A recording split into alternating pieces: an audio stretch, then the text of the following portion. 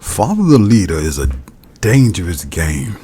And the reason I say that is because a lot of times we have young men who are in the house, they're being raised, they're being reared, they're being taught, and then they come to the street, 15, 16, 17 years old. If you live in certain environments, when you come to the streets, you know the streets are unforgiving. And so if you come to the streets and you're unprepared, you have to figure things out on your own in real time. The problem is oftentimes you don't have a lot of opportunities and chances to do that, because the first mistake could be the last mistake. It could come by a goon. It could come at the hands of the police. It could come at the hands of, somebody you think is a friend who's really a foe. It can come from any quarter. So sometimes you don't have many opportunities. Also, because a lot of times people come to the streets right out the house, a lot of the young guys, what they'll do is they'll follow their older peer, their older homie, so to speak. But the thing is, oftentimes the older homie is in just as bad a situation as the younger homie is, because no one really taught him how to move, how to execute, and how to stay alive. And I say that really with a heavy heart, how to stay alive.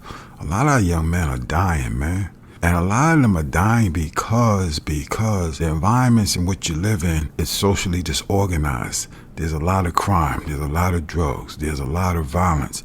And you come out the house and you pop right smack in the middle of that. Oftentimes our young men, they unprepared. No one really put them up on how to move out here. So they look up to the older homie, but the problem is he's worse, because he's as emotional. So he yells, he screams, he pops off. And now you getting your game from this guy who's really game goofy. And so in order to really, really maneuver through some of these socially disorganized areas where there's a lot of crime, a lot of violence, a lot of poverty, a young man unfortunately has to find a way to learn the rules of the road. And he has to learn them fast. And if he's going to follow a person who's supposed to be his elder, his peer, you have to make sure that that guy is really, really gamed up and not emotional. Because if he pops off, you got to pop off. But he's popping off because he can't control his emotions. He's just, again, imitating what he's seeing people in his surrounding do. And, young men, you have to follow a leader who's qualified to lead if you're going to follow anyone. And you can't follow someone who's emotional, who can't think past go, who's not logical, rational, and knows how to control himself,